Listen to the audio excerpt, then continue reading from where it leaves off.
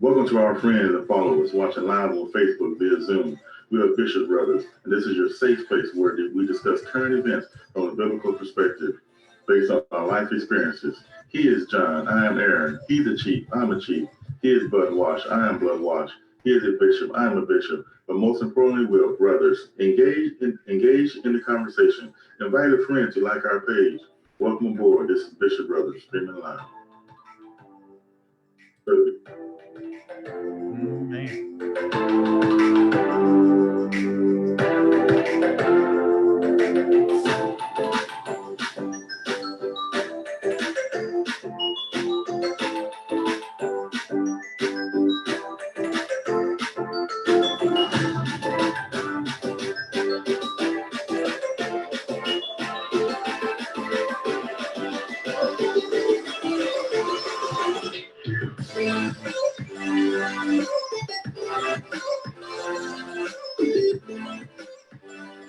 Hey, we're back, John. Man, we're back. Man, I had to come back to rainy Seattle. What was the temperature when you got back? It was 48 degrees when I got back up here. Oh, wow. That was back from Jerusalem, huh? Yeah, and it was raining so hard. It was ridiculous. Still raining. Oh, really? Yeah, I can't tell you how much I'm ready to come home, man. I'm about done with this rain. Yeah. Man, we had a weekend to remember, didn't we? Oh, so powerful. So powerful, man. It was weekend. We're fresh back from our Holy Convocation in Jerusalem. We call it Houston, Texas, and it was an event to remember, a convocation like no other. And man, I'm still in the afterglow, man. It's more than these lights are shining on my face. I'm shining too, man, on the inside out, because experience. We laid the foundation. It was our 1776 month when we declared to the world that we're here. We're not going nowhere. We're established, and we're a legit organization to build a kingdom of God. Build a kingdom of God. Right. Don't get no better than that. Yeah, this is and this is where the work starts. This is where we now we've got some solid footing, and now we've got to go to work. But man, what a way to launch!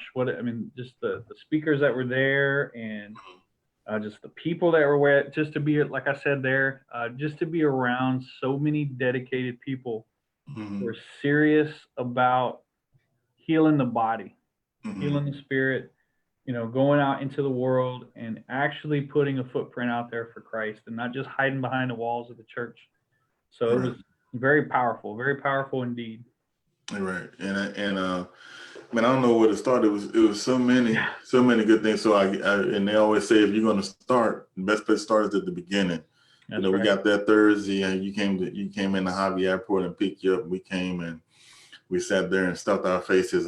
Yeah, we did. Stuffed our faces, and man, just first I want to just make sure we always recognize and uphold our leader, and that's Archbishop, Her Excellency Iris Burrell Bay. We thank God for her, man. And when she went through, she birthed the vision. The vision was placed in her, and me and you came along, and thank God we came along, but we came later. But it was birthed in her, and thank God she the things she went through that always we wouldn't talk about, nobody ever see, but God sees it, and we thank her for going through it. And even up to those right before we got started, it was a lot going on, and watch her persevere through that and go through that and deal with that with grace and humility.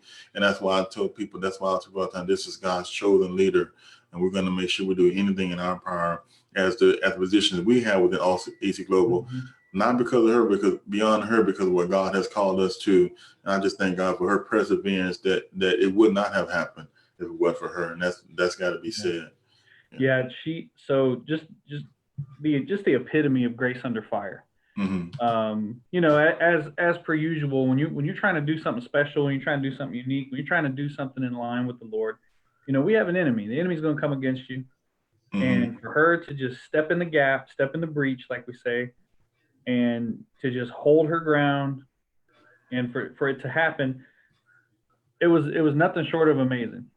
So so I'm really excited to just be a part of it. And, you know, coming in a little later, you know, to be able to see how serious she is about the work of the kingdom, and willing to listen to new ideas and new concepts. And it's just amazing.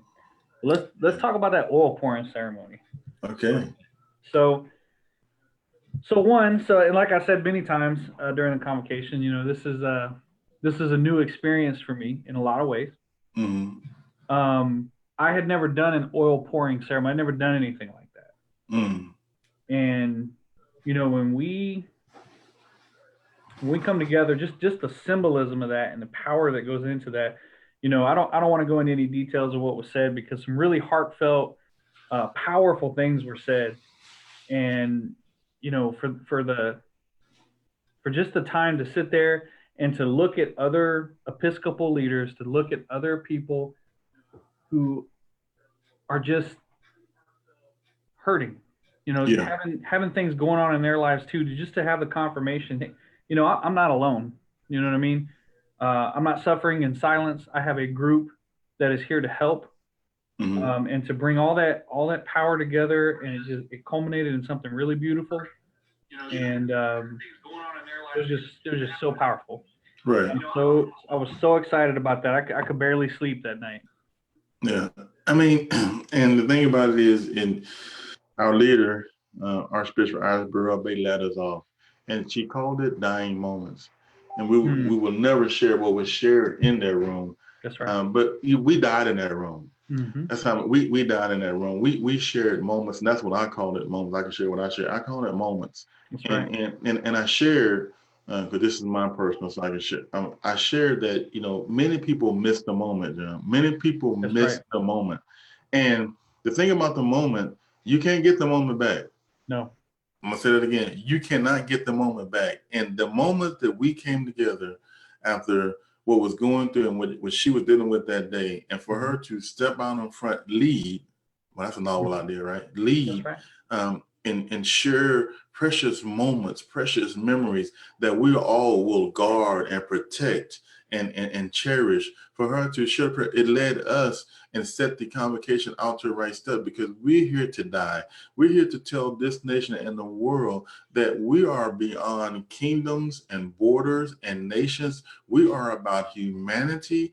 Hunger knows no nation. Hunger is hunger, no matter if it's in Africa, China. But pain is pain, heartbreak is heartbreak, love is love, grace is grace. And God has called us as a global organization to say, you know what, the first thing we got to do, Bishop G, is we got to die ourselves. That's right. And we understand that, you know, if I am dead, then I understand, and I will understand and empathize with somebody's pain. The notion that you have to go through something, the notion that you got to go through the same experience to empathize with somebody is just ridiculous. But that's what the church has relegated itself to. Well, you know, I'm only going to go to church and be around people that look like me. You know, if I had thought that, then we would be on the program like that, because you don't look like me. Right. You're light skinned. You better look. You got straighter hair. That's right. I got yeah. So we don't look. People but look at this shirt. We're bishops and we're brothers. Called in 1 Timothy, what God called in 1 Timothy, we're Bishop's brother. I seen your pastor Bishop Sid Johnson. I'm gonna get you one. You got you on the way. Amen. I got you. You got to come on. I'll play the moment. I appreciate your powerful word, Pastor Johnson. Yes. That's a powerful word. But yeah, I mean, we died. We opened when you plant a seed, John, the Bible tells me the seed dies. That's right. Grows. That was our moment. We went in there, that room, and we poured the oil, and we died. And I was thinking about all the oil pouring that you read about in Scripture, how Samuel poured the oil over David, and how the oil is significant with the flow of God, and we flow from God. But those moments, those conversations that we had in there, those dying moments, it was a moment to remember. And I can say, I can look at everybody in the face. I tried to tell people to get there, no matter what it took. But to miss that moment is something that in an inaugural convocation, I mean, that's something we'll take with us for the rest of our life. That's bad moments. That's right. And like you said, you can't get it back. And one of the things that I really, I don't know why I was shocked, because, nothing occurs to God. Like, it wasn't a surprise. But what I really enjoyed about that first night, the oil pouring ceremony was just so powerful. But what I really enjoyed was we're a group of people who, besides me and you, I hadn't seen any of these people face to face, right? I hadn't had the opportunity to actually, that human touch, be around these people. And I will tell you, when these people walked in the room, you can just tell, you can just sense, you can just know that you're kindred spirits. You just know. And man, when people who hadn't talked to each other yet started talking about, well, this is what the Lord has on my heart, and this is what I've felt from then until now. And everybody independently that I talked to has the exact same thing. That's powerful. That means that independently, God has spoken to these people, and we've been drawn together by the Spirit. And now it's time. Right? And so we did some of the hard work, but that first night where we were just together was just so powerful. And it was, and the conversations, the way we're talking to each other, it's like we've known each other all our lives. And that level of comfort tells me that this is going to be a very powerful movement. It's going to be a very powerful thing that we've got here. But that first night was great, and then it only got better from there. It was an uphill thing all the way to the airport, where it went straight down, and I fell asleep on the plane. But so the second day, those morning sessions, man, they were powerful. And what's crazy is if you're out there and you saw the live feeds, you heard nothing coming out of these amazing men of God that we haven't talked about on this show, and we all don't know each other. And to me, that just further confirms that the Spirit is moving. The Spirit is tired of the church damaging the community. The Spirit's had it, and He's raising up people from all over the country, all over the earth. And I saw that. We had a man from Denver. We had people from Texas. We had me from Seattle. And all these people are saying the same thing, in unison, without talking to each other. So to me, that's very powerful. And I really enjoyed Pastor Roy Blizzard opens up about talking about his book Alpha Male, and also the apostolic succession, and he really honed in on how, when he opened up, how people call themselves. People are anointing themselves, appointing themselves, giving them their own papers themselves. No, this is apostolic succession. This is a process that you go through under God, and it was really organic how he talked about the husband and wife, how he talked about in his studies how we use this word help me, and he asked the question, what is a help me? What does a help me mean? And he broke it down. He said, God created the woman to stand side by side with the man, not behind, not in front of, but side by side. That's right. To go through the battle together. A help me gives you the mindset of some, okay, I can't get this, and so help me, the help, the maid, or come in and help me. It really, he really, women, if you didn't miss that session, he really elevate you a place of equality with the man that you are. You're not subservient. You're not a side piece. You're not a side chick. You're not a, well, right. okay, I'm short in this, so come help me out, make me look good. No, you stand Mhm. in the battle together, side by side. And Right. he really broke it down, talking about the alpha male, and talk and show us how, you know, they work together. There's nothing to be afraid of. There's nothing to be Right. um, to um, to be you know, shy from. Is what God called women to be. And men, if you want your wife to be, you know, some helpmeet that we have to find in the Western culture, you're wrong. You need to get this book and listen to Pastor Blizzard break it down, because he broke it down, in my opinion, very beautifully. Yeah, he really did, and I really enjoyed his knowledge of Hebrew and Greek Yes, powerful. Yeah. languages. It's very powerful, and as a guy who studied Hebrew and Greek, as he's speaking, I can confirm what he's saying. I'm listening to him. I'm like, you know, he's on point. He knows what he's talking about. You know, when we talk about that word helper in Genesis, we've talked about it here. That word helper doesn't mean a subservient helper like the help. Right. It means like a special needs teacher. The male needs the woman's help. Yes. You know, and needs it to succeed. And you know, the concept of side by side and being co-equal authority, maybe having different responsibilities, but we're co-equal in authority, right? And especially when it comes to ministry, because that then translates later how you view Genesis is then later going to translate how you view the role of men and women in the church. And if you're going sideways on it in Genesis, then when you get to the church, you get the New Testament church, and then how you apply it in your own building, you're going to have some really weird concepts of what men and women should be doing in church. And I see that in denominations across the world, where women are told, you know, don't preach, sit down. Well, I hate to tell you this, but our presiding prelate is a woman. So if you believe that, I don't have a place to send you to go get coffee now, because we're not down in Houston anymore. But this ain't the spot for you. No, and it'll never be the spot for you. And you ought to go and don't even try, because no, not here. You know, not easy. You get your feelings hurt. You get your feelings hurt. I'm a different kind of bishop. You're not gonna like that. You too, because you know, I don't need your money. I don't need your tithes. You know, so no, don't bring that EC Global, because don't bring that sexism here, because not here, because we're following God's chosen. Amen. Which she is. You know, and that's what he talked about too. A heaven perspective, a kingdom perspective. I think the church really need to hear that. You know, we too busy too often look at things through a worldly perspective. I've said it, a liberal perspective, because I've made it a point, John, of making sure that I've taken this. I'm not a conservative. I'm not a Democrat. I'm not a Republican. I'm not this or that. I am a bishop.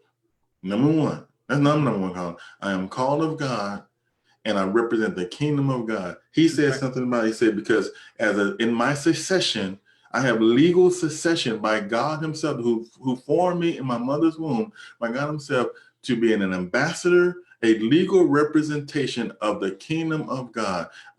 Borders and nationalities does not confine my humanity and who I love. I'm not going to let the Democrats tell me who to love. I'm not going to Republican. I'm not going to let America tell me who to love. That's right. Because who is my neighbor? My neighbor is what Jesus said, and he brought that down, because I have in a lot of session that I must uphold the church, the kingdom of God, first and foremost. I have allegiance to this country. I've served this country. You know that 20 years. I was a chief, retired chief. I'm always been a chief. But my highest allegiance is to the kingdom of God, because that is my eternal home. And that is what I legally represent in my line of succession through Christ. That's right. That's what it is. That's right. And you know, and there, you know, there's scripture in the New Testament says, obey the word, all else is vanity, right? I cannot see things through the lens of the Republican Party. I can't see things through the lens of the Democratic Party. I can't make my decisions through the lens of a denomination. I make my decisions through the lens of Holy Scripture, right? And when I look through Holy Scripture and I see, you know what? Sometimes I've fallen on both sides. Both sides don't like me, so that's okay. But I don't base my decisions on a party platform. I base my decisions on the Word of God, the Word of life. So yeah, Pastor Blizzard was amazing, and then it just got better and better. as if the standard wasn't set high enough, because he spoke my language, right? He spoke the geeky Hebrew, Greek. Like, I was like, how could it get better than this? And then it did. It got much better. Who did we have next? Was that Apostle Hood? Yeah, Apostle Hood from Denver. Apostle Hood in the house. That's right, Apostle Hood, man. I loved his message, and I just loved the authenticity that he brought to the table. And I really loved it. I appreciated his honesty. You know, once again, we don't specifically talk about specific things that we talked about in there. But I can tell you this, if I'm ever in Denver and I need an honest man, Apostle Hood's my guy. Yeah. I know just from how he talks, and him and his lovely wife, they are just so on fire for God. And he talked about, I think it was sexorcism in the church, right? Sexism in the church. He called it sexorcism, and I thought that was pretty good. And he talked about how, sometimes we preach sexism from the pulpit. And worse than sexism, I think one of the things he touched on was the objectification of people from the pulpit. Yeah. And using your position to get what you need. Yeah. And the thing is, that doesn't start. This is what I got from Apostle Hood. It doesn't start. That concept didn't start when you said yes to ministry. Watch out. That was a problem long before you came to the church. Yeah. So really what we have to look at is the church failing to properly vet its leadership. And just allowing anyone to ordain themselves, consecrate themselves, decide. I can't remember who. I think maybe it was. I can't remember who it was, but somebody hit it right on the knife, hit it right on the head. He said, when you consecrate yourself, you can quit anytime. Watch out. Yeah. But when God consecrates you, you can't run. You can't say no. Right.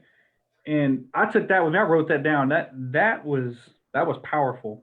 But the biggest thing I got from Apostle Hood was we have a church today that doesn't vet its leaders, and just isn't open and honest about what's going on in the mind of the guy behind or the girl behind the pulpit.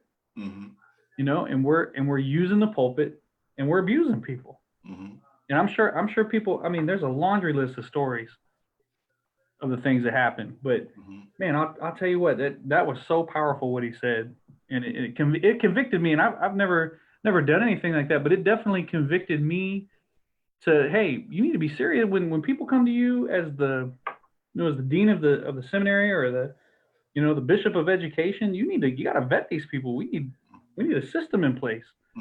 To figure out, are these people doing this because they want to help their communities, or are they doing it to get a word in edgewise and ruin people's lives? My word that God gave me from Pastor Apostle Hood is, we can't be transparent because we got so much to hide. Well, I'm gonna say that again. See, we can't be transparent because we're so busy hiding so much and covering up so much and all this sexism, all this stuff, legalism, whatever you want to put it. So we can't be transparent with people because we have so much to cover up, because we're allowing it to happen from the pulpit to the pew. And it starts at the pulpit. Everybody says, no, it starts in the pulpit. From the pulpit, from the pew, we're so busy covering, lying, cheating, and the community don't trust us. The community knows us. And therefore, we put ourselves in a position to get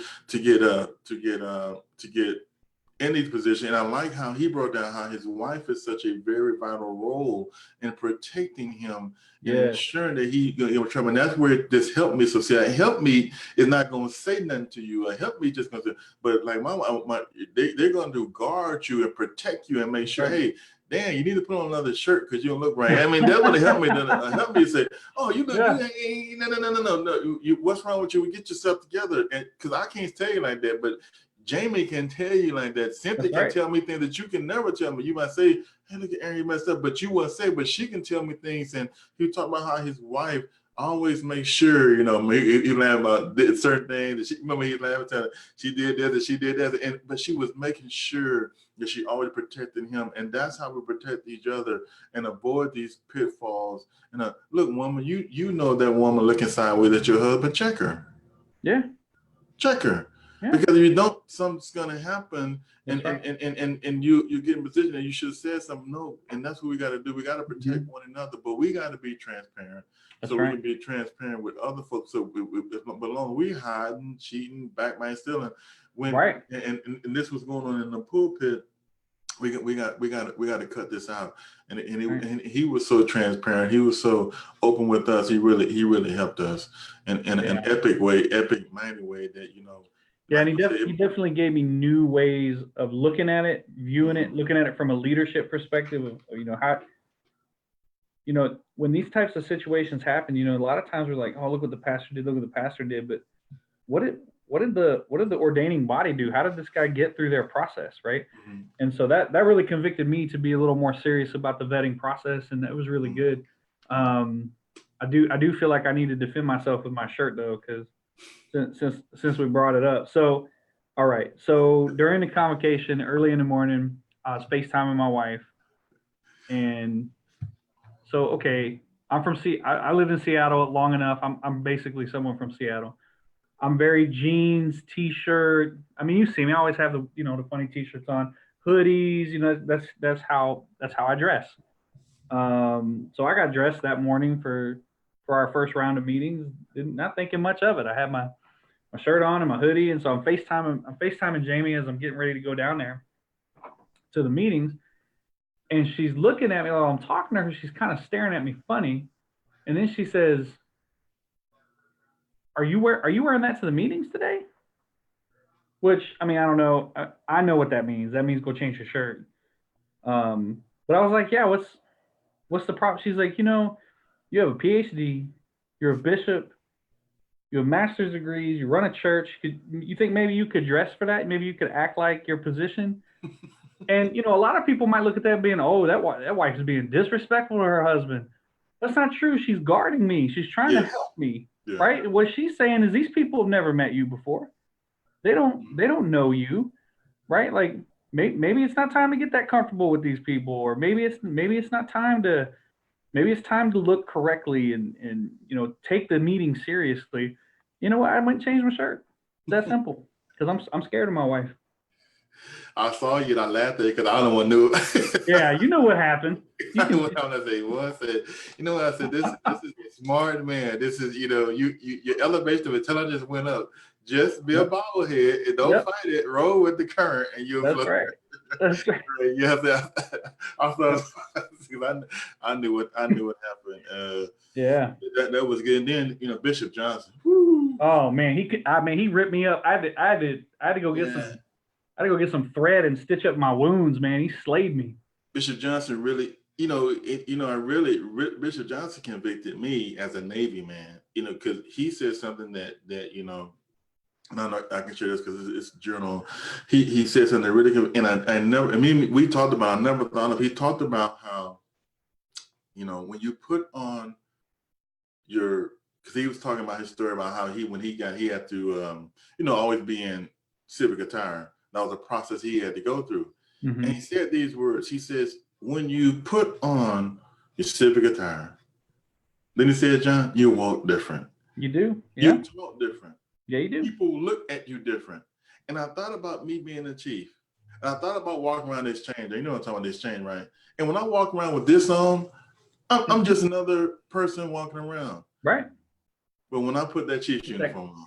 Yeah, that's right. When I put that chief's uniform, I'm looked at different. Hey, chief, when I'm walking with this on, nobody speaks to me. But when I walk around the day with my anchors on and my khakis on, so that, hey, chief, what's going on, chief? What's up, chief? Mm-hmm. Like, that was so powerful because you do walk different. You do act different. You do present yourself different. You do carry yourself different. And we as a body of Christ need to understand that, when we put on the cleric, when we put on that, we need to conduct ourselves in a certain way all the time because it teaches us discipline, how to flow. And that just really touched me, how the meaning of, we don't wear these clothes to be to be, set aside and sanctified, and to elevate it to this, ungodly. No, we wear these clothes so the people can recognize who we are in Christ, and that. Mm-hmm. But by you wearing what you're wearing, could have somebody walk up to you, say, what you pray for me, what you touch my life, what you do this for me, what you do that for me. It makes a difference, because you're gonna walk different, you're gonna talk different, and my point is, I was doing it, what he's saying, but I didn't realize it. I did not connect it to the same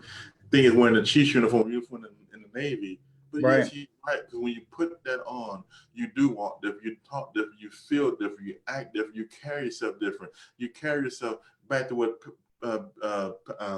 Pastor Bill said. You carry yourself as a succeeded succession, apostolic succession, and I'm representing Christ. I ain't got nobody. Mm-hmm. I'm representing Christ. When I wear my Chiefs, I'm representing more than Aaron Williams. Aaron Williams, when you walk around, nobody, they care, but it's not different. When I put on that Chief, I ain't got no. When I put that Chief, I'm representing the United States Navy. I'm a Chief of the United States Navy. I'm somebody. I went through a process. They know I've been in for a few years, and I got some time, and I ain't got nobody. And I went through a process, and I had to wear one from E1, E2, E3, E4, E5. When you wear that. When you wear your civic attire, he said you walk different, and people gonna look at you different. He was laughing how he wanted to take it off, but to say no, you got to get used to it. That's and right. that was just so powerful. It's something that I'll never forget. And when I wear it from here on out, I always remember what that moment that when he said that. That's right. That's right. And then we always talk about the Acts church. He brought up the Jeremiah 17 church, and man, he was speaking along those lines of, we're not taking it seriously. We're not doing things seriously. And God's not going to honor that. He's going to crush that. And to me, that I'd never looked at Jeremiah 17 like that. I'll never look at Jeremiah 17 the same again. Right. When he started talking about how, God's going to crush this. If you are not willing to respect the Creator, and you're not willing to do the things that God's called you, He will crush you and raise up someone else. Right? Because he's not going to allow you to wreck people's lives. You're not going to do it in His name. Right. And I thought that was so powerful. I thought that Jeremiah 17 church, that'll preach. I'm using that. Yeah. I mean, that it was just so powerful, they just flowed, and Apostle Hood and Bishop Sid, they really flowed together right with one another. It was so beautiful. It was so, it was just so loving, and you can see the passion, and he gave us some good insight in what we can do to watch it pitfall and things like that, and that's what it's all about. It was a session like no other, because it really opened our eyes to what we have to deal with, what we have to go through, but by being transparent and open and watching, and also how you carry yourself. You're a representative of God. So that first session on Friday set it off. Yeah, it definitely set the tone. And then got a little lunch, and then we got to hang out with a guest that we've had on here before. Very powerful, prolific speaker, amazing guy. I believe out of the Houston area, right? If I'm not correct, Swinny, that area. I don't know if he's from Houston. But Mr. Robert Williams, that. Don't say he's from Houston, because he's from Austin. Okay. He's from Austin, lives in Swinney, and is a Dallas Cowboy fan for life. So a diehard. No, he is a diehard Dallas fan, but no, he's from Austin and lives in Swinney, my home. Really? Really? Robert, and also Coretta Brown. Remember Coretta Brown? That's right. Coretta Brown. Both of them joined us as guests on Bishop Brothers a couple weeks before and she had a powerful word. Where she told us on her story, and they both. And I think I thought that and also Mr. Williams, that the star is a rating, right? It's not a logo. I had to throw a jab in there because I'm not a Dallas fan. Anyway, I'm just kidding. I love you. I'm sorry. Don't. But similar to we were very fortunate. We had a preview of what they were going to talk about because we had done an episode with them on Bishop Brothers. But the biggest thing that I got out of that is you know, if you think that the criminal justice system only affects certain people, I'm here to tell you, man, it's coming. If we don't fix it, see right now it's somebody else's problem. It's going to become everybody's problem. Um, and I just, what I really liked was the statistics. I liked the ability of the two presenters to give me stats, to give me a solid foundation. Like, I didn't just come up with this on a napkin on the way in. Right. This is what I do. And when a person comes in with that kind of preparation, you know they know what they're talking about. It makes you want to listen. And Miss Coretta is such a powerful story, and one of repentance and regeneration, and you know, all those great things that we see in the Christian faith. And then, you know, I survived this situation in my life, and now I'm going to make it better. I'm going to fix it. A lot of people get out of that, and you know, thank God I don't have to deal with that anymore. But she goes right back into the fire and goes right back to work. And that is what the church is sorely missing right now. We don't have enough leaders willing to do what Robert Williams and Miss Coretta are doing, not want to do. They're actually doing it. And you know what really struck me? And we didn't actually talk about this on the show, but when Mr. Williams talked about how his group and the young Republicans don't agree on anything except this one issue, except criminal justice reform. All of a sudden, to me, that's very powerful. That's amazing that we have this issue that everyone agrees is a problem. And you know, that didn't just come to because people just realized, hey, we agree. You have powerful people and courageous people like Coretta and Robert Williams who are willing to step across the line. I don't care what party you're from. Let's fix this. And he has found like-minded people in the strangest of places. And so, to me, I thought that was very powerful. I mean, just let me frame. Just think about this. You had a church thing, Convocation, right? And you know, you're thinking about. That's why I said it's a convocation. Like, you know, you're thinking about, I'm thinking about the vision of Archbishop Bay. You know, we're talking about criminal justice reform. Now, one would say, now, why are you at a church thing talking about? You talking about freedom and liberty and all this kind of stuff. Why are you talking about prison? Why are you talking about that subject? Why are you talking about, because it's a moral issue. And if the church don't stand up for moral issue, then what is the church for? If the church, he said, I've come to set the captives free. And we had a conclave, we had a session on criminal justice reform, because of the heart of the matter is, and the message I want to say is, the church and pastors and leaders, we need to know about it. We need to get involved with it. We need to have a voice, and we need to say something about it. That's right. We need to say something about legalizing marijuana. We need to say something about all these different type of things for the prison system that we know is corrupt. We know it's a repackaged slavery, a new form of slavery. We know the 13th Amendment has that clause in it that says, basically, if you become an inmate, you go a prisoner, we can re-enslave you. We know the shortcomings of it.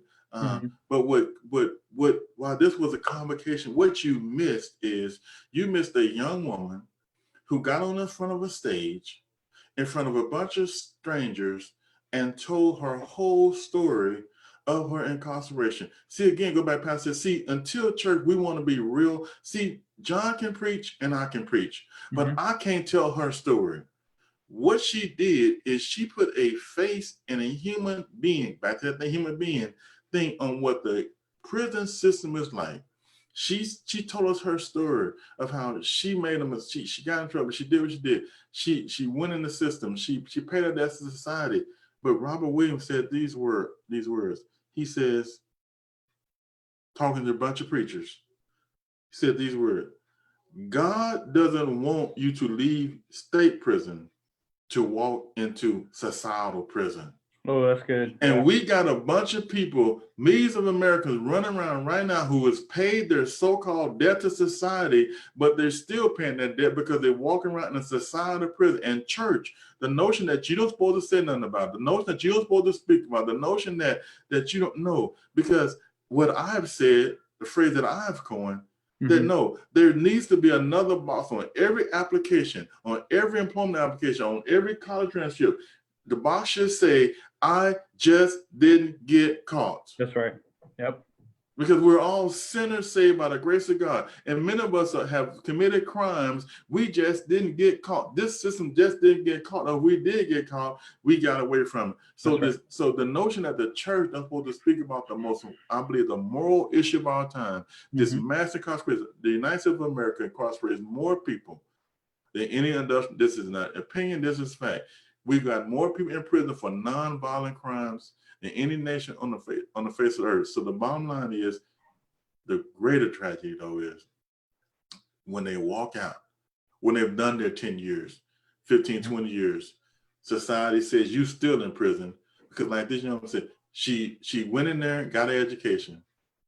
She had to pay it back under the threat of going back into prison. So do we really want people to see? So the church, that's our society, and we got to speak out against it. And these two brilliantly broke it down and told us that, you know what, tell preachers, you are preachers, speak about it in your church, speak about it. Quit. Your 501c is not under attack because you speak about justice. If God's not about justice, then I want to stop. Then I need to stop serving him. If God is not about forgiveness, then I need to stop him. If God's not about reparations, in all times of reparation, forgiveness and repair, we're not interested in forgiving nobody who society said don't forgive. When society says don't forgive, we're not interested in forgiveness. But when society says this is people to forgive, we don't forgive. And this is a society that says that once you become an inmate, you're going to come out in societal prison. In the church, we're silent. We're not supposed to speak on these things. That's not okay. It's not okay. That's not okay. It's not okay. It's what you would say is a bad look. It's a bad look for us. Yeah, so that was really powerful. And then Bishop Vaughn. Oh, man. So, okay, so before, I live in the Pacific Northwest. My church, we call ourselves the Frozen Chosen. We don't really move out of our seats. We don't, I mean, every once in a while you might see somebody raise their hand. You might get you may get one or two amens. I'm gonna set nobody's standing up. I'm gonna set you up. I'm gonna send your church a picture of you raising your hand and shouting. yeah, I'm good with it. I'm good with it. They know me. They know I'm weird, right? To them, because it's just culturally we don't really do that. Right. And I will tell you this. So with that being my background, I'm not just going to stand up. Like, I don't stand up just to stand up. You got to move me out of my seat. And I will tell you, when I went to bed that night, Bishop Vaughn had my back hurting because I couldn't sit down. He pumped me up. He's so passionate. I loved it. I loved every minute of it, man. But he's talking about in and out of seasons, in and out of and what he really liked that he touched on is you can be in the wrong place trying to do the right thing at the wrong time. And to me, at first I had to go back to the room and digest that. I didn't really catch that at first, but you put yourself in the wrong position. Like, I don't know, you got a person that says, I want to be a minister of the gospel. And then they go to a group and say, hey, I'd like to get ordained. And they say, well, it's a 2-year process. Well, I don't want to wait 2 years. I want to be a minister of the gospel now. And so they have the right idea. They got the right idea. They got the right concepts, but it's not time. And so they go online, get their little online ordination certificate from wherever they paid their $15 to get their little certificate. And so now they're at the wrong time. It's not their time yet, trying to do the right thing in the wrong place. And I was like, man, how, if I could look back and think about all the people in the church who either damaged me or hurt me, why did that happen? And I think that's exactly why it happened. They may have been trying to do the right thing, but it was at the wrong time, the wrong place. And, You know, and the way I thought about that was, you know, a person gets sexually assaulted, Mm-hmm. and they come to you and say they want to talk about it. That's the right place and the right time because they're ready to talk about it. Mm-hmm. But then you say, well, we're just going to pray it out of you and it's going to go away. Mm. What? You have what you think are good intentions, but that's the wrong time at the right place. Mm-hmm. That's the wrong time. That's the wrong time to pray something out of somebody. That's not how that works. Mm-hmm. And man of God, you should know that. So I really like how he talked about, you know, you need to do the right thing at the right place at the right time. And all those parts need to work together for the whole. I really enjoyed that. You know, the thing I tell people, well-intentioned people are the most dangerous people you can be around. Mm-hmm. That's right. Your enemy is your enemy. Mm-hmm. Your enemy is your enemy. You know who your enemy is. But well-intentioned people will mess you up, leave you hanging, leave you high and dry, and you look what happened because they got good intentions. Well-intentions almost get some done. Well-intentioned people almost come with convocation. Well-intentioned people almost give their offering. Well-intentioned people almost bless you. Well-intentioned people almost do the right thing. Well-intentioned almost are they going to, or I forgot, or well-intentioned people are the enemy to the mission of God, because well-intentioned people will always miss the mark because they're going to find an excuse, they're going to find a reason, they're going to always almost do it. The well-intentioned Christians are like the king said, Paul, you almost persuade me to become a Christian. I'm not a Christian, but you almost persuade. Right. I don't want to be an almost bishop. I don't want to be an almost convocation. I don't want to be an almost conclave. I don't want to be an almost leader. I don't want to be an almost dad. I don't want to be an almost husband. I don't want to be an almost preacher. I don't want to be an almost, you almost always. Well-intentioned people, not your enemies. Well-intentioned people always say almost, or I was going to, or I should have, or this and that. And when he's talking about swimming and walking out on the ankles, and he got to the knees and he got to the waist, he almost, he was going to, he should have, but he almost. And so but you almost, and well-intentioned people always fully miss the blessing that they was going to get because their intentions, was almost. And we got to quit being almost leaders. That's right. We got well-intentioned.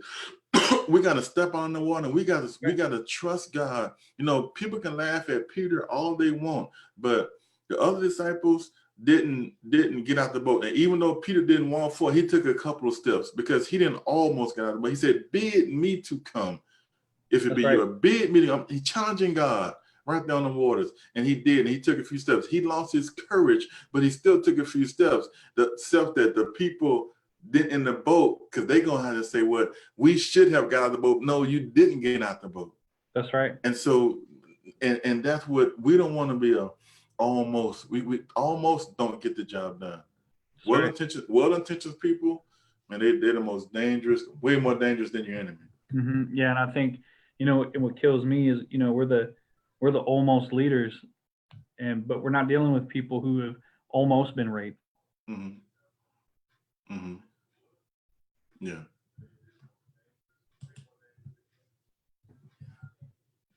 You know, we can't live in almost. No. You know, because no one's getting almost assaulted. Right. You know, so we can't be almost leaders. And we got to keep swimming. He said his message was, we got to swim. We got to swim. And if you can't swim, float. I was telling Archbishop Arizona, I said, you know what, in the Navy, you really don't have to know how to swim. That's right. The Navy teaches you how to float. Because think about it. If you're on a USS Carnival cruise, or you never dock, and you're in the middle of the Atlantic Ocean, you can be a first-class swimmer. You're not going to be able to swim the Atlantic Ocean. I don't care how good you can swim. That's right. The Navy teaches you how to float, because if you float, you use less energy, and then somebody can come along and hopefully save you because you're just floating, conserving energy instead of what? Floating is more important than swimming. Everybody says, can you swim? No, can you float? That's and right. Then you can swim, that's extra, but we can't even float. That's right. We can't keep our head above waters.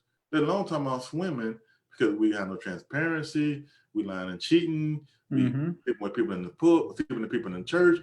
That's why I said we can't be transparent, because we got so much to hide. If you got so much to hide, you can't be transparent. And so we can't even float. We just drown in church with no power in the church. And so as women, let's get to the point we can float. That's right. You know. Absolutely. But yeah, he definitely brought a very powerful message that night. That was really good. Mm-hmm. And then we got the distinct privilege and opportunity to ordain an evangelist. Yes. Yep. Miss the Rock, as I kept calling her all weekend, because every time I see her, I see the cornerstone. Cornerstone, yeah. You know, the rock the builders rejected has now become the cornerstone. Yeah. And you know, such an amazing woman of God who's just I'm excited to see what she does. She's gonna light it up. I'm really excited. Houston, I think she's from Houston, right? Yes. Yeah, Houston is going to be blessed by that presence. I can guarantee you that. And the world. The world's gonna be blessed by it, because when I connected with her spirit because I told her something pro. I said, you know what, could you said the rock now, but what you said was over and over the cornerstone.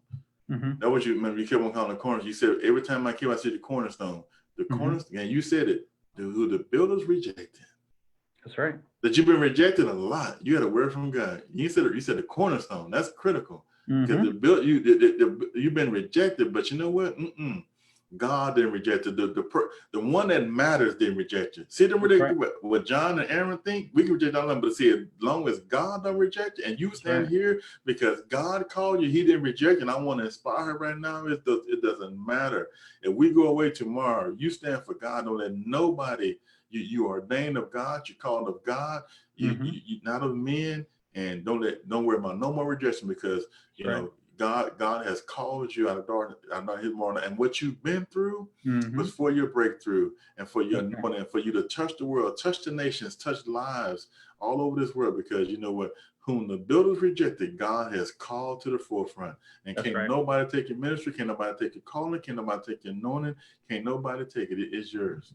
It is yours. Yeah, that was so that wrapped up. Was that day 2? That was just amazing. Well, no, we had the midnight smooth jazz, remember?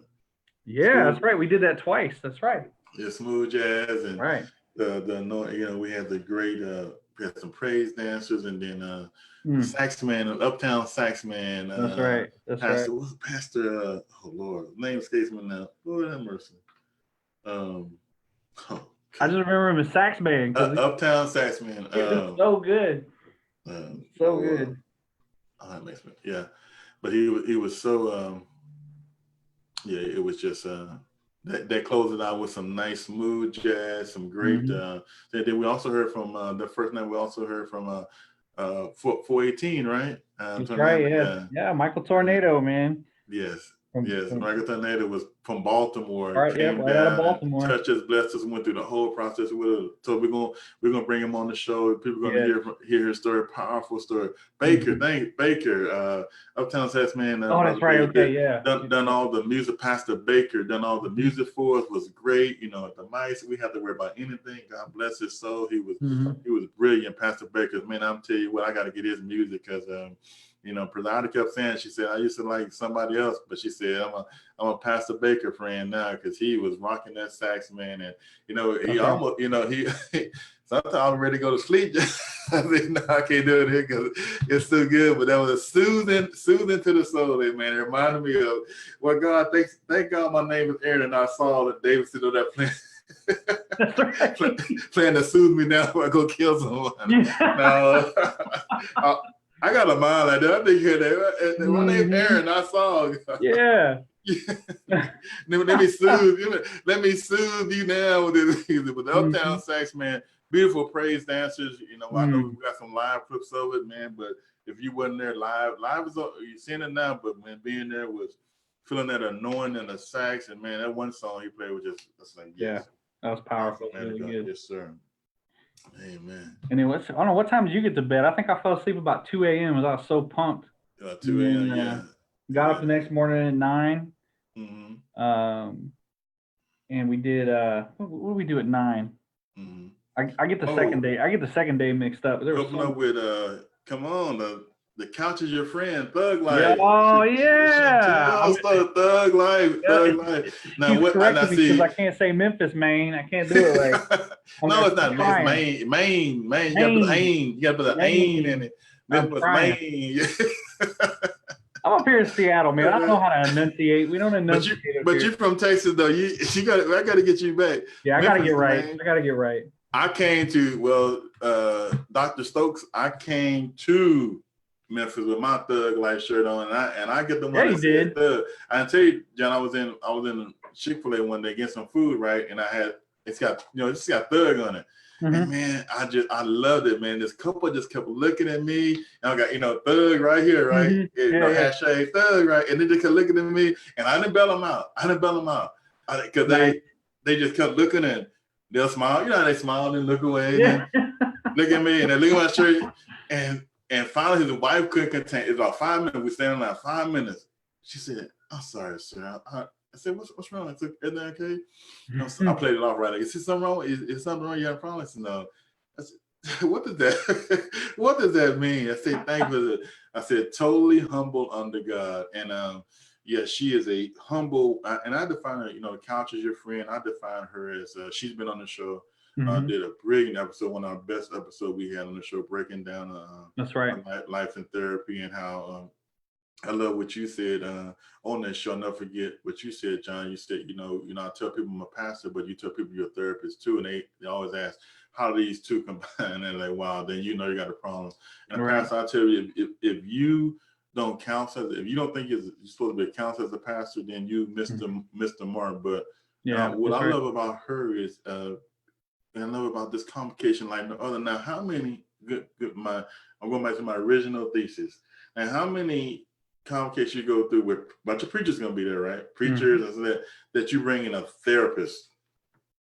Yeah, I think the Spirit of God, right? The Spirit of God, none of that stuff, hallelujah, speak all that, and the Spirit of God. We bring in our presider had the forethought to bring in a therapist because you know what, preachers, guess what? You don't know everything. You're limited. You don't know everything, and it is not it is not a knock against you because you don't know how to provide therapy. But what is a knock against you when you're too lazy, when you're too full of fear and such a coward because you think if they go get therapy, money is going to leave or something. No, your first primary duty is for the care of the person that you deal with. How this is going to affect the church and the budget, it should be irrelevant. Your primary duty is for human being is to make sure they get their care because guess what? You don't know it all. That's right. You don't know it all. And I will tell you as a person, oh man, having to look and just watch people disintegrate in the church because I'd say it's about 60-40. I'd say 40% of the time, the person thinks that they can't go see a therapist because they think somehow they're betraying God. And then 60% of the time, it's the pastor thinking, if they go see someone else, then they're not going to need me anymore. When the fact of the matter is, pastor, be a David, don't be a Saul. Be a David. There's in 2 Kings when they come back to the parade. They're coming back from their triumphal victory, and they're talking about how Saul has slayed his thousands, but David has slayed his tens of thousands. And all of a sudden, Saul's anger starts to burn for David because he's not getting the credit he thinks he deserves. Why can't you just take the win? Be a David. Don't be a Saul. Don't, because someone else is helping somebody in your congregation. See, it's an issue of control. You think, Pastor, that your congregation is yours, that they're there to serve you. And that's a very dangerous place to be. They ain't there for you. You're there for them. You're the shepherd. You're the one that's supposed to be there for them. And then on top of that, it is your job, it is your mandate to get them help. And if that help has to come from outside of you, then that's what you got to do. They're not yours to control.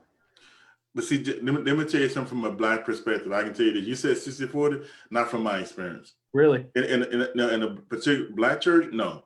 In the Black, you don't, everything embedded in that pastor.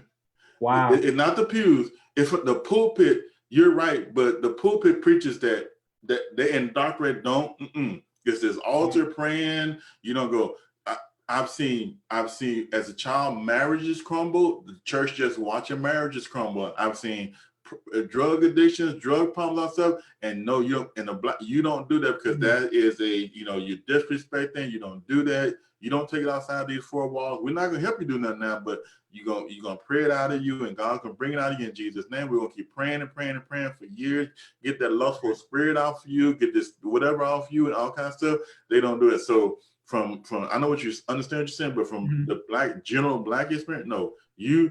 Chantel, you're not coming to church talking about that therapy stuff. That's here we say you don't believe God, you don't trust God, you have a lack of faith, you don't trust God, and so we wrong because we don't talk about resources. Like you'll bring somebody come to church and say, get this resource, and we do it in my father's business fellowship. We talk about resources. My wife got a degree in social work. She's not a social worker, but she got a degree in work. And so we're used to getting sending people to resources. That's not these people. That's why we got to quit saying this mantra is they need more education. No, they don't. You said all the time, John, education, we need education, but God called you outside of education. You know how to pick up a phone. If you see somebody who got in trouble, you know what to do. You don't want to do it because you don't want to take it out the four walls of the church. You don't need to go to school to be a licensed therapist to send somebody to a licensed therapist. That's right. You need therapy. Call Chantel Stokes because you need help. But that's making me look bad as a pastor and make the church, because we want to keep all our secrets. We want to keep all our issues because God, we painted God as this genie in the bottle. This is supposed to be solved here. No, this is things that people. We thought the young lady last week, remember? She went through the church, covering up one church up in church. It's too inconsistent. And so we have to understand that you are, as she told her, you're required to be and you have said it, you're required to call the law if you hear certain things. That's not an option. You don't hold hands and pray and small kumbaya in Jesus' name. When certain things come up, you are required under law. This is what she broke down to us. All this notion that it's staying in the church confidentiality, not when law breaking, not when kids are involved. It doesn't work that way. And that's what I'm saying. This was a convocation like no other, because how many churches are getting information? They're hiding behind ignorance. Well, I didn't know, and I got an education. No, quit. We need to stop this. Well, they need more educated. No, they need to be held up. Accountable. Yeah. See, I don't need. See, if somebody come to me, tell me they're dealing with breast cancer and that, I don't know how to provide the therapy for that situation, but I know how to call my wife and say, Cynthia, find out information, because I'm gonna get. What they tell us in the Navy, John. Do not come with me talking about I don't know. Did you look for an answer? What's the solution? You might not know, but did you go research and find an answer? They don't want to hear that doesn't work. That's right. There. You gotta do the research. Okay, here's young sailor, here's the source you need to go through for whatever you're dealing with. That's right. So right. She brought that to us. Yeah. She did. Yeah. And and she said, I love what she said about, I did what you said, Dr. Stokes, and I hope you listen. I said, I was tired Monday, made it through the day, and I set my coworker up, John. That's how my mind works. I'm devious like that. Not a deep one, yeah. And so I said, we leaving where I said, I'm going to my friend. I'm going to see my friend. See what? Say, I'm going to my friend. Friend said, my couch. I said, my couch is my friend. That's right. He looked at me like, what are you? He would say, did you go to a convocation because did you go to a Woodstock gathering? Right. Are you lit? I said, no, the couch is my friend. And guess what? I witnessed to him. Is it legal in Texas already? I didn't know. The couch? No. Yeah, the couch. I've been there. The couch ain't my no, it's not. But the couch is my friend. And guess what? That opened the door. He said, why you see that? John, a door open. I say, oh, so I'm witnessing to him right there about how I've learned that I got to have self-care. Oh, I ain't got nobody. That I got to take care of myself. How can I take care of other folks if I can't take care of myself? My couch is it's all right sometimes to sit on the couch and just do nothing. Or binge on Netflix. It's okay. Yeah. All right. Yeah. And it was interesting because we went right from that into the next speaker, which to me, the biggest thing with the next speaker was boundaries. And I'll be honest with you, this is something that, and my wife will tell you, because, you know, my wife ain't afraid of telling nobody nothing. My wife will tell me immediately is boundaries for a pastor.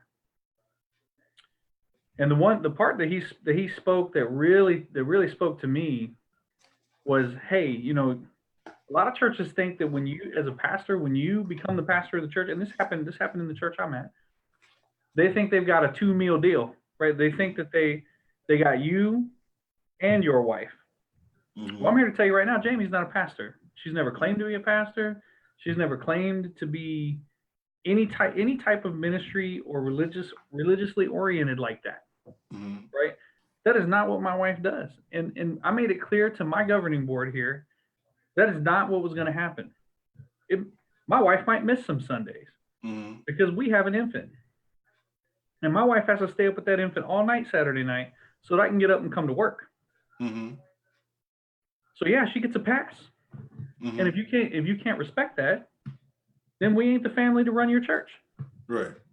You know, I don't expect my kids to be, I loved how he said, I don't expect my kids to be perfect because they're pastors' kids. I expect my kids to be kids. Mm-hmm. You know, I've had to correct my kids. Now, I will say this, one thing I do not do is correct my children from the pulpit. Mm-hmm. I've seen a lot of pastors do that with their children, and it's got to be the most horrifying experience. But I got to worry about that because my wife holds it for me, right? She's got me. I don't have to correct my kids from there. But the biggest thing I got out of him was you have to set appropriate boundaries. So self-care is really good, but it's only going to go so far if your boundaries are non-existent. Mm-hmm. If you're not, because your family is your first ministry. Mm-hmm. My first ministry is my wife and children. And if I can't handle that ministry, I have no business in this building running this church. Mm-hmm. Right? I have to take care of my family first, my first ministry, and then we take care of this. And God will honor that. That's what I got out of that conversation. You know, he gave us 6 pointers about, you know, being balanced, and I wrote them down. And the one that we had to learn, because we found in my father's business fellowship, when you found a church, that's a whole different animal. Yes, I don't have that thing here. I didn't burn. This church is 100 years old. Nothing's built, nothing is set up, something that. But he said something about, you know, a lot of times many founders, you know, when you give life to the church, and when you do that, you're in balance because you feel like you got to do everything. Mm-hmm. And then me and my wife had to find balance. And he talked about one point he made about, you know, join the work. And delegate. You have to, you know, you left your church, I left my church. We have to trust people. You said, if the church can't operate on me, then I'm building a church of John. That's right. Or I'm building a church of Aaron. We got to be able to delegate none, because if you're a leader, what are you, you know, a teaching disciple? We focus so much on membership, we forget that Jesus focused on discipleship. And there's a difference with a distinction. Members are butts in the seats that we can count. Discipleships are you training the people to come after you, to keep the movement, to keep the work going on. You're a disciple, and Jesus said, I will make you disciples. Follow me, and I'll make you fishers of men, not membership. I'm not looking for a membership. This is not church. There's not supposed to be a social club. This is not the Lions Club or a sorority club or the Alpha and Omegas and all these people in the beginning. It's not even the Chiefs Club. We're supposed to make disciples of men, disciples to teach them, which are your students, and teach them to go on. Aaron Williams are supposed to be the only voice that people hear in my Father's business fellowship. Join us in the work. And when you join us in the work, you keep the balance. He talked about how sometimes you need to turn that phone off after 6 o'clock. You talked about it. You talked about, hey, you know, when Jamie says, when you walk in the door, you're not Bishop G, you're not, you know, Senior Chief G, you're in the house, you're John. That's you're right. My wife, you're my husband, you're these kids' father. All that stuff is outside of that door. She knows what you do, and she supports you in that. But in this home, you know, it's a church first, and he brilliantly broke it down. I got this one preaching on how we got to have balance. And pastors, we struggle with this. We want to be in control and know what's going on and what are you preaching on? Because no. I understand that I have to let go, because I'm not building the church of Aaron. And we've said that to people. No. We said, well, we serve you, but no, well, you got it wrong.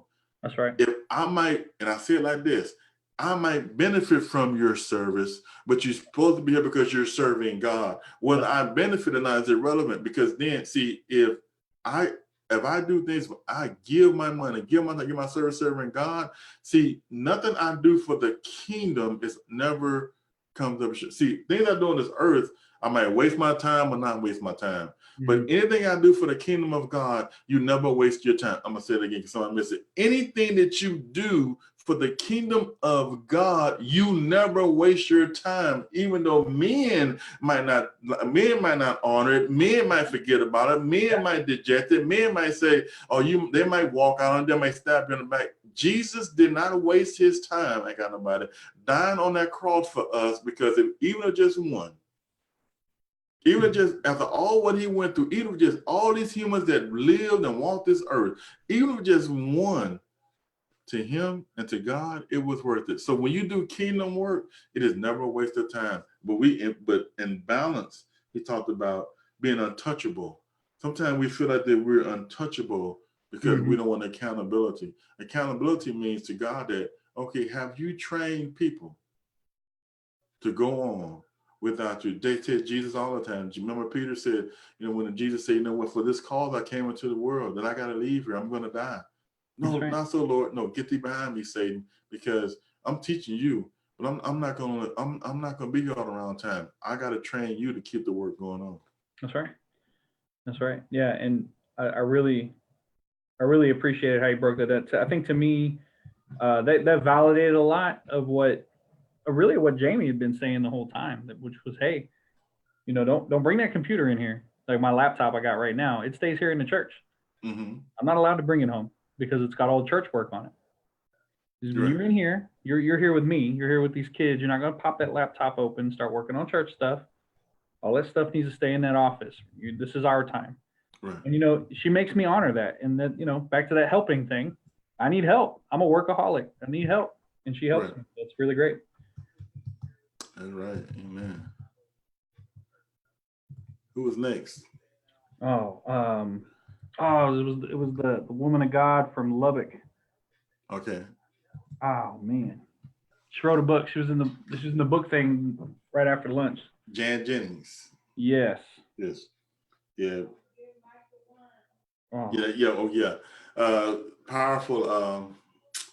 Powerful story. What she does for, man, her story is, man. She talked about the journey, right? Yeah. Right. She's talking about her journey, and we're not going to tell you about her journey because that's her journey to tell. But I tell you what, man. When I hear stuff like that, it just humbles me. It really does. And I think about, I understand, like, what have I been through? What am I complaining? I mean, shut up. Man. I'm telling you, I'm not talking to you. I'm like, man, shut up. Exactly. You need to close your mouth and be thankful. You've had a hangnail.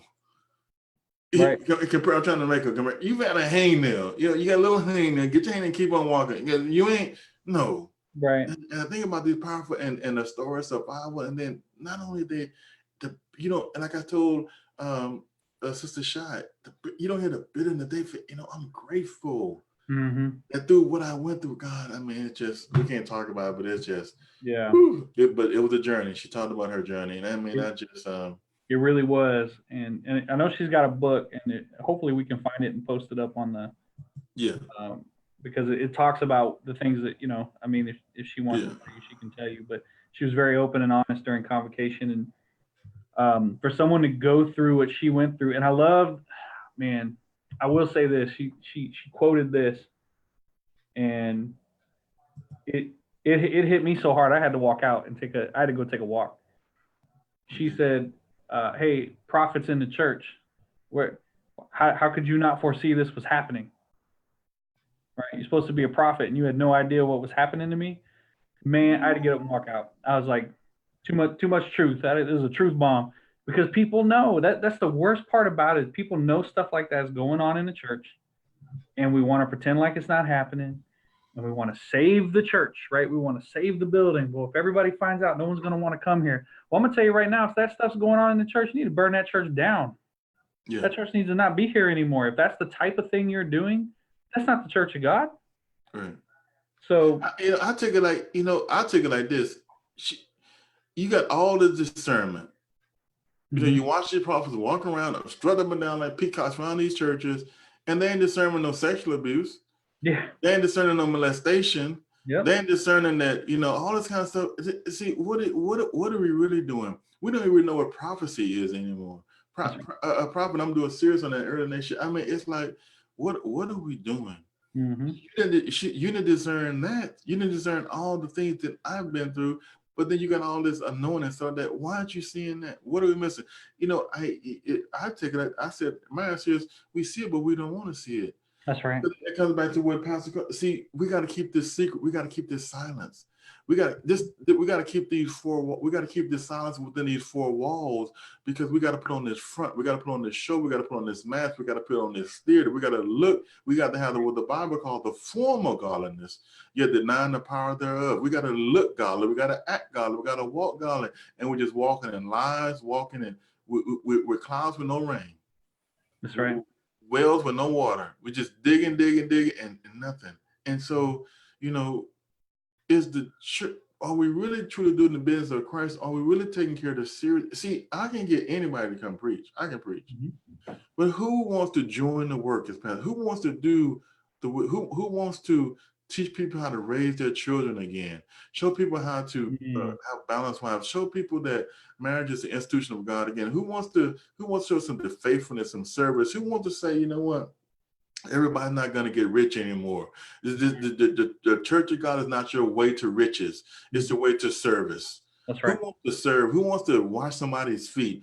See, they don't like these kind of messages. And see, then if we start preaching those type of messages, then we'll get the power again. Who wants to take that woman or that man who's been, who's has a mental illness and not cast them aside, sit them on the back seat, but say, no, let me help you. Let me drive you to the therapist.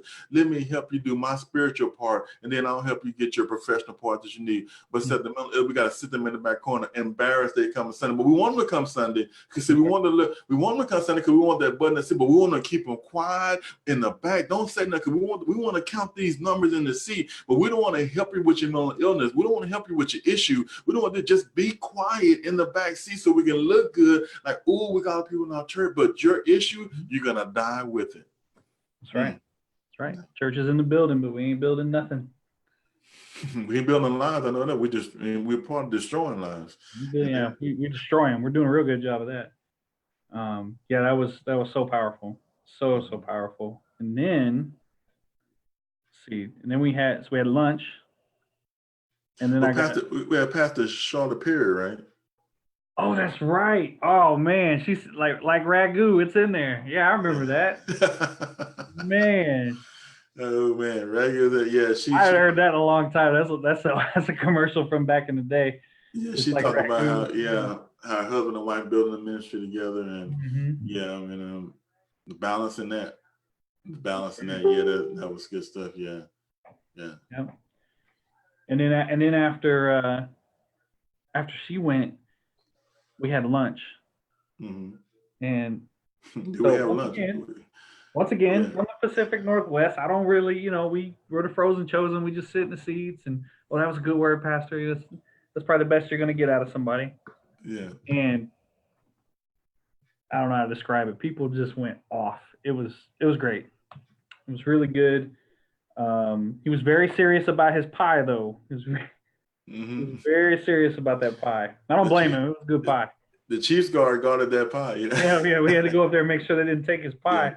But that was an excellent word over lunch, and great lunch. Really good to just sit with some people I didn't know, and just get to talk to them. It was really great. Yeah, and Pastor Baylor telling me, praise God, Pastor Baylor is helping us men out. Evangelist Cox brought a powerful word. Evangelist Cox. Yeah, she brought a powerful word. Yes. It was just it's so good, man. It was just wow, man. She brought a powerful word. I listen, I watch people that are knowing to speak, and I'm like, we still run around talking about women were supposed to preach. We still run around talking about a woman can't stand here in the church. See, when will we grow up? I mean, we're so spiritually immature. We're so juvenile. God will say, you know, I use whom I please and whom I will. Not they don't have to get credentials from you. That's right. They don't need your endorsement. They don't need to kiss your ring. That's right. Or you know other part. That's right. I'm trying to be nice. They don't need to kiss your ring or the other part. Right. No, sister, no, brother, they don't they don't need you to kiss your ring or your other part. I'm trying to be nice. That's right. No, they call God, and she bring a mighty woman of God. I mean, mighty woman of God. Whew, man, it was just so much. Yeah, then we went to lunch, man, and that was great. Yeah, that was really good. That was once again another good word, and a nice reminder that I'm gonna have to get used to the fact. See, up here, church is done in an hour. You got about 45 minutes, and you're gonna lose everybody. Yeah. One of the things I'm gonna have to learn about coming back home is that's not how church works in the South. No, we stay a minute. We stay a minute, and that's definitely true. But that was good. It was good. It was good for me. I enjoyed it. You know, he talked about Moses, and that was just powerful. How the children of Israel was acting when Moses and Joshua was up on the mountain, and they built the calf, and he really broke it down that, you know what, you know, it's, you gotta trust God. You have to trust God. Bishop Robert Johnson read about a powerful word that we, you know, we'll remember for a long time. Yeah, it was something else. That's right. Then we had the Writers Conclave, which I participated in, which is good. You know, and we at this point, I want to announce that me and you are going to collaborate on a book together. That's right. Truly excited about it. God is putting things in my mind, and what we're going to talk about. And my thought is how God is using two people, me and yourself, from two different backgrounds. I've always said this, you know, particularly when you talk about this. And it's funny how we came together. You know, we met there. I always want to give artists honor. We met through my Deacon Nyman Nichols, great man of God, and did a brilliant job signing the laid the wood on the service that side. I got a chance to listen to some of it before we went into our service, so it was good. And we came together on the Kaepernick issue when this conversation. I never forget what you said. When we first met, you said, you know what, I didn't agree with him at first. I didn't understand him at first. But you said that I listened to what he had to say. And then I understood. I'm going to say it again. You said, I listened to what the man had to say. Then, even though I didn't agree with him, I ain't got nobody, I can understand his point of view. See, until we come there, that we're from different backgrounds. We got different ways of thinking. That's going to happen. But we can't even listen to one another. And through that, him thinking, I'm us meeting, we've come together. You know, I love you, like my brother. We believe, we love each other. You mean more than I ever tell these people. And God has called us together for this purpose, to say, you know what, when we can, it's not just when Black people kneel, but when white and Black can kneel together, when white and Black can go there, when we can start going to, you keep saying it over and over. See, the people that you wouldn't be comfortable in that situation. And I know for you, that's a different for you, but you're willing to get out of my grandma, see, the only way we grow is to get out of our comfort zone. But we want to go to church who we're comfortable with. We want the music to be who we're comfortable with. I know what y'all don't know. I know you're not used to that banging and tamarins and that. But you know what? It doesn't matter to you, because you is where God wants you to be. We have to see the vision that you are showing us by faith, that, you know what, I'm willing to get out of my comfort zone. And until we, as the body of Christ, willing to get out of our comfort zone and start listening to one another, start caring about one another, start, even if you don't understand it, even to agree, what's stopping you from listening? And just listening don't mean agreement. That's right. I've listened to couples fight across the years and haven't agreed with either one side of it, but I'm sitting there listening, because that's not my place to be a referee. My place is try to bring them together and not take sides, but the Lord's side. And so we're gonna collaborate on this book, and it's gonna be a good book. And we want at the beginning of what we're doing here, Bishop's Brother, but it's not gonna go away till we die. This is a lifetime commitment till we have one another. And I'm excited about it. I'm excited that we're different. I'm excited that people look at us and say, "What? How did they come together?" Well, thank you for asking. Let us tell you the story. That's right. Yeah. And I mean, in reference to Kaepernick, and we've talked about this. I personally will never kneel. I will never kneel. Mm-hmm. But I am open and willing to hear why you are, and I want to hear that. Mm-hmm. I don't want to live life one-sided. We do that too much. Mm-hmm. We have taught ourselves to not talk about religion and politics to the point we don't know how to talk to each other anymore. Mm-hmm. We have to have these conversations. We got to talk to each other, especially because we disagree. Mm-hmm. And if we disagree, why can't we just listen to each other and at the end of the conversation just say, I understand you, but I don't agree with you. What's wrong with that answer? Mm-hmm. But yeah, I'm excited to get into working on the book and getting it out there. I think it's gonna be good. It's gonna be real good. Oh yeah, it's gonna be great. And so, yeah, and I talked about the book. I just thought, my book is just a narrative of how I found God. Because I used to make the comment that I hate religion, because religion didn't save me. Religion almost kept me from God. But my book is about a narrative of how I personally found a God for myself, not through religion, a personal relationship with God. And I think a lot of times people get overwhelmed about a book. Believe me, that book was not written in one setting. The book was written over time. It took time piecing together. So, but everybody has a story. You need to write your story. And I'll tell people the reason why I wrote the book. I always say one word: death. I wrote the book because I'm going to die, and I want to leave something that nobody translated my story for me. Nobody interpreted my words for me. Nobody, this is what he was saying. No, I want to leave a legacy for my kids, my grandkids, and people that I will never meet that's related to me. Here's my story. Here's how I found God in my own voice and with my own words, with my own thoughts.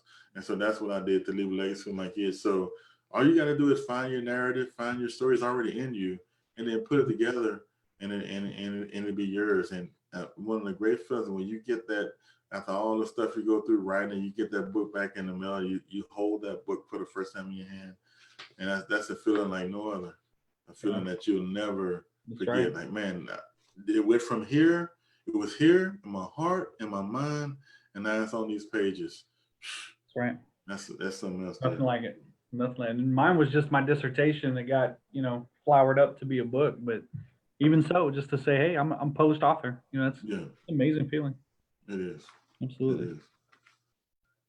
So, did we finally get a break after that? I think we did. Yeah. And then we went to Saturday night, midnight, right? Yeah. We had our meetings after that, and then we had a break, and then we had service, and that was official night. And you know who spoke that night? We got to talk about that. Who spoke that night? Yeah, I mean, we unfortunately we did the unfortunately, we can't talk about everything, but yeah, I had the distinct privilege of being part of consecrating 2 new bishops, and what a powerful thing to speak on to someone, something that God had already ordained at the beginning of time. I always say this, we don't ordain. We simply acknowledge what God has already decided. And I really think that we hit it right on the head when we consecrated Bishop Howard Smith. Always mess up his last name. Howard Smith. I'm sorry, brother. I know you don't ever mess up mine. It's Howard Smith. But I think it's Bishop Smith and Bishop Hollins. And you want to talk about 2 people who are just ready to go to work and conduct the business of a bishop in a very real way where they live. I'm excited to see what comes out of Austin and Memphis. I'm really excited to see what they do. But yeah, it was really a powerful thing to be able to be a part of consecrating a bishop, and then like I said there, I've been a bishop since 2013, and I've never consecrated. I'm very picky. I don't just sign my name to stuff. I'm very serious about it. Mm. And it was a privilege to sign both of their instruments of consecration. For me, that was one of those. I watched those two men, and it was a long process to get there. Things we went through, dealing with people and different Yeah, people. that's But right. you know what I love about John? God always works it out. That's right. We go through our gyrations and all that kind of stuff, but God Mm-hmm. always works it out. It's always the right with God. Is always the right people, right place, right time. Mm-hmm. And I looked at those men, and I looked at the humility. It wasn't. I didn't get the sense of, oh, I'm a bishop. I'm a bishop now.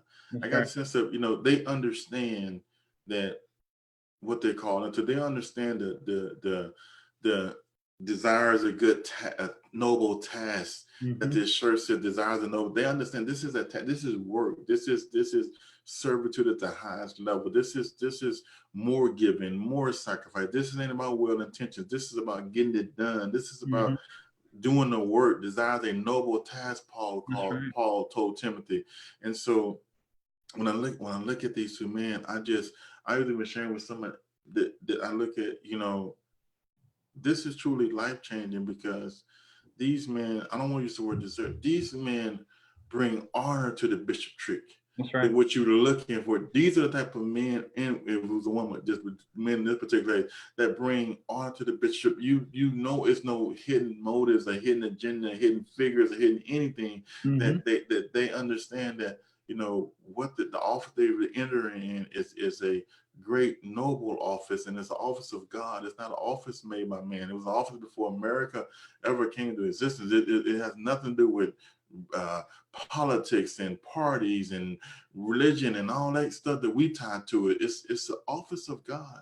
Mm-hmm. And he was desired his office, and That's I right. just thank God to be a part. I'm humble that they let me be a part Mm-hmm. of their consecration. And so Yeah. I'm with you. I'll sign my name in blood if I could on those, because it's I'm comfortable with what I've done, because they're entering our ranks, and they are people who are worthy of the entry, not because of some esteem, but because of the Right. humility, because of their service. And Right. that's the beautiful thing. It was an experience, like, it was wonderful. And I'll tell you, the one thing I noticed, the looks on their faces, and if you guys get a chance, go look at the pictures of the consecration service, and you look at their faces. I don't see, like you said, I don't see an attitude of ascendancy, or an attitude of look, I've arrived, that kind of attitude. What I see on their faces is holy terror, if you know what I mean. Exactly. I know What I exactly mean what by you that mean. is as they're getting consecrated, they are understanding the weight of what is happening to them, Right. and they have the fear of the Lord. Mm-hmm. They understand the depth and what you're going to have to do this. Right. And when I see that on somebody's face, you can't replicate that. You can't pretend that. You can see it on their face that they take this very seriously. So I'm really excited to see what they do. Yeah. Amen. Well, we're gonna be in it with them, and so we're Right. in it together. Amen. So we're gonna do a wonderful thing. Well, then we know what happened next. Man, we went into official night service with and we publicly announced what we did in a private meeting, and now it's public. We can announce it. We as the College of Bishops, we by unanimous voice vote, we said we wanted that I submitted to the floor that our bishop at that time, Bishop Iris Burrell Bay, be elevated to the office of Archbishop, which she accepted by unanimous vote. She accepted, and she took the stage that night as the Archbishop, voted in by unanimous vote by this conclave, and it was a great moment for us. It was a great moment for her, because it was a private thing with bishops, and it was great.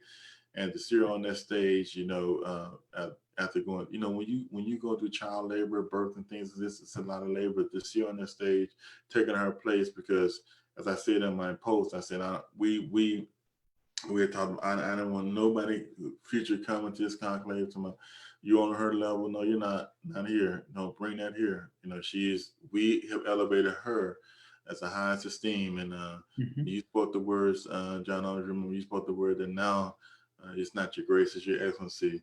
And I said, yeah, that's how it's supposed to be. That's right. That's right. Yeah. Yeah. So powerful. So great. And you know, you need to have structure and leadership. You know, there's one thing the military's taught me is you must have structure and good order and discipline. There's no way around that. If you don't have those things, that's biblical. Good order and discipline is biblical. So yeah, I was very happy to cast my vote in favor of that. Amen. And well, that message, when you miss the message, man, don't skip a dip. Don't skip a dip. Don't skip a dip. Using King's name and it was good. Don't skip a dip. I mean, you know, do what God says, man. Do all I'm saying. Don't skip a dip, or you be missing out on your blessing. And that's right. That reminds me of well-intentioned. Well-intentioned people always skip a dip. They do. Don't. I gotta find the workaround. Gotta find what's the fastest way I can get ordained so I can go make my money and get my job and make people love me. You skipping a dip. You're skipping a couple dips when you do that. And you know, we ain't about that here. I'm sorry if you think we're the United Church of Facebook, we'll find somewhere else. We go to work here. We don't. Yeah, we don't play, as they say. She preached a beautiful man. I know she was tired because it's been a trying time. I know she was tired, but she still brought it. She preached a powerful message that'll go down all the time as our first official message. And you know, I messed with you on Facebook because you preached the first sermonette at Holy Convocation, and and as my wife pointed out, in a hoodie. She was very displeased with me that I did that in a hoodie. She was mad, boy. Not happy. She preached the first official message at Holy Convocation. We look forward to many years to come. She's a lifetime appointment. Nobody can take away, so we thank God for that. But that was a powerful message, and we closed out official with that, and there was some more announcements in there. But that's in her privilege to give. We'll allow her to do that how she wants to do it. But yes, it was a great moments on that night. Yeah, definitely. And then we went to comedy. Yeah, Mr. Michael Worm in the house. Mr. Michael Worm in the house. Amen. I'm calling him EC Global's official comedian. Official comedian. Yeah. The official EC Global comedian. Amen. Yeah, he brought. I mean, laughter's good medicine, isn't it? What's wrong? I mean, what do we? Laughter's good medicine. I mean, yeah. When I laugh, I feel better. Absolutely. So, but his story, man. Talk about his story, just man. Yeah, he's just. Yeah, definitely. We're gonna have him on Bishop, brother. He's gonna tell him in his own words, but yeah.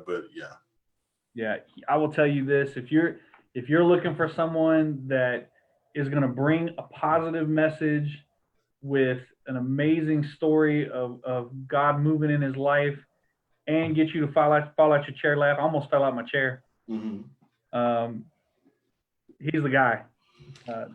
He is the man, and his story is great. I don't want to give it away because the set was awesome. It was really great what he did. I don't know if he's still watching right now. I know he was in here earlier. I think he's watching. Yeah, he's still watching. But if he is still watching, I just want to ask you one thing. Do you still have that picture of my kid?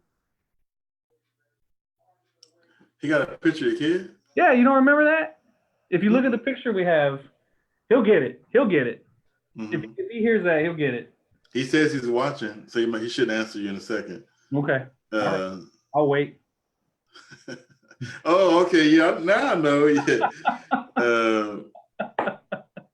I don't want to give it away though. I don't want to give away but he'll get it. I wanted him to hear that. Mm-hmm. He'll get that. He'll get that. I had something. I thought I took a picture of it that he said that I seen that were just powerful to me. I don't know if I can find it. Yeah. I liked how he worked the room. I liked how it was just wonderful how he did that. Yeah, and it was all in good taste. It was funny. It was, I thought it was good. Here's a quote from him. He says, "My gift is the ability to genuinely touch the hearts of people with my talent, knowingly and willingly." mean, that's, again, it reminds me of when I look in the mirror, what are you complaining about? Okay. I mean, Right. it's like, here's the guy whoever has every reason not to want to touch, to be, waiting for whatever. And he said, I got the ability to touch lives and change lives. Mm-hmm. And, it's because we're all, especially, we all got issues. We all dealing with problems. But you don't let that issue stop you from doing what God has called you and anointed and appointed you to do. That's powerful. Yeah, it was. That's powerful. I mean, it was just good laughter. It was good medicine. Mm-hmm. The children involved, he involved everybody in it. Yeah, he and did. it was just good. Laughter's good medicine. So I'm looking forward to seeing him. I'm looking forward to having him on the show. Just let Yeah, people that's tell us. gonna So be we exciting. don't want to give a lot away. I Yeah. want him to tell us in his own voice. But you need to tune up and out, because you're gonna be moved by it. If you're not, then check your heartbeat, check your blood pressure, because I right. don't know what to tell you. That's I right. know he's gonna be funny, and I'm willing to be the butt of his jokes. I'm good I'll with take it. it. I'm You good know, with it. I'm good with it, because it is good, and I liked it because I see Archbishop was really loving it. I can hear her laughing out loud, and that made me feel good that she Yeah. was enjoying that, so that she deserved to enjoy that. It was just it was good. So thank you, Michael, for giving her that laughter that she needed, and that's good. And all of us. It was really just a good way Mhm. to take a deep breath and just breathe out after such a Yeah, what started as a very trying thing to try to get off the ground, but once it got off the ground, man, it flew into outer space. So lift off. that was a That's right. great way to just to Yeah, breathe. It was amazing. that's right. All right, then what Sunday? Monday. Then come Sunday, right? Yeah. Yeah. Sunday morning. We did. We had a service, and it came together, and it was a mighty service, and we poured the oil back in the back. We got the oil back that was all mixed in with all ours, and that was wonderful to know you got that blessed oil in my home now, and that's just wonderful. That's just That's right. wonderful. Yeah. That's right. Then Apostle Williams brought a mighty word on Yes, that it did. Sunday, on the Sunday, mighty word. And since he was preaching, I want to talk about some points I wrote him. I mean, he really made um, uh, some great points. Mm-hmm. You see, you talking about purpose. That's You right. know, you see, purpose. Your purpose can never be extinguished. Mm-hmm. Your purpose that God has given you, purpose covers you. Purpose protects you. Purpose has you moving beyond your circumstances. When the circumstances says no, purpose always says yes. That's right. Well-intentioned people are circumstances people. That's right. Hey, as long as everything lines up right, I'll be there with you. But as long as I get this kink happen, this up and down happen, purpose-driven As long as I get what I want. Purpose-driven people, their purpose always overcomes their circumstances. Jesus always overcome his circumstances because he always had purpose, And well-intentioned people, don't be around them too long, because they exist in frustration. Mm-hmm. They live, that's their avenue, that's their address. They exist. Purposeless people exist in frustration. They're always frustrated, and guess what? Misery loves their company, and they want to keep you frustrated. But here's why I love what he said. And this is why I love this was a closing message. And this is a word that needs to go forth. EC Global, led by Archbishop Osborne, we know our value. Mm-hmm. And we will let nobody disvalue or undervalue us. No. Because if you don't, then he said, if you don't know your value, other people will show you that you know your value, because they will treat you any kind of way. But when you know that your value, you know your purpose. And so the word, we know our value, we know what we built, we know that was our 17th century where we declared as a conclave that we here, we don't call ourselves any God loves everybody. This ain't the only conclave in the world. We know that everybody's not going to join this group. That's not about that. But we understand clearly who we are and what God has chosen us to do. and we understand our purpose, and we're not going to let nobody undervalue that, marginalize that, dismiss that, treat it any kind of way. No, ma'am, no, sir. We value what God has done. And so we're going to treat it with value because we understand that God has given us a specific mission, and we're going to value that. And if you're going to be part of this here, you must value that. Amen. It's just listening. Yeah. It was very poignant. It was a very on-time delivery of a message that I think we needed to hear after setting a foundation and getting ready to jump in. So and float. And before we close tonight, I want to always leave with the some thoughts from on this particular occasion, from our presider. She sent out a post. Let me see if I can find it.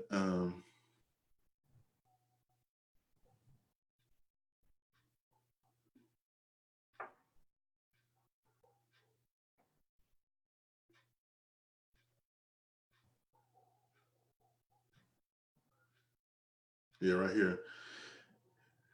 From her, she says, vocabulary words from HC 2019: suddenly, shift, cornerstone, moments, oil, and accountability.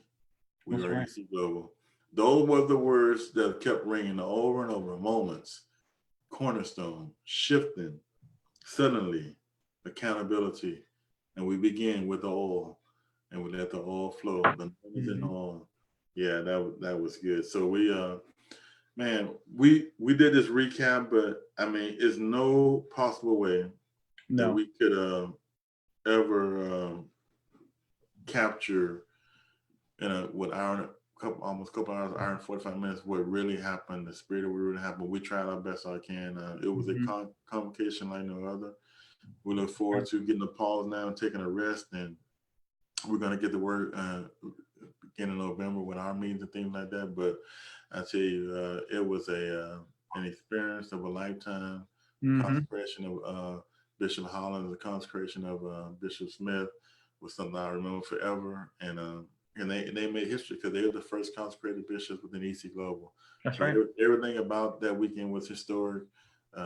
And so we're going to gather again next year, but we got a lot to do before next year. But I tell you, we've tried to express ourselves and give you a picture, a snapshot of what happened, but it was a convocation like no other. And I thank God that he saw fit for me to be a part of that. And I just want to talk about, we met some individual, Bishop Sandra Baylor, beautiful woman. Oh man. She's been here, and she's nailed it in my head. She's been here. Where you from, Bishop Baylor? I've been here since 1973, but that's right. But she's from Jamaica. Been here since 1973 and lives in Florida now. She's a beautiful woman of God and a really gracious husband. Of course, Bishop Smith from Memphis, Tennessee, beautiful man of God. Bishop Hollins, the old kickboxer. Out of the ATX. Right down at ATX, right down from Austin. Got the hands of stone, amen. And three-time champion, three-time kickboxing champion. I want to make sure I throw it in.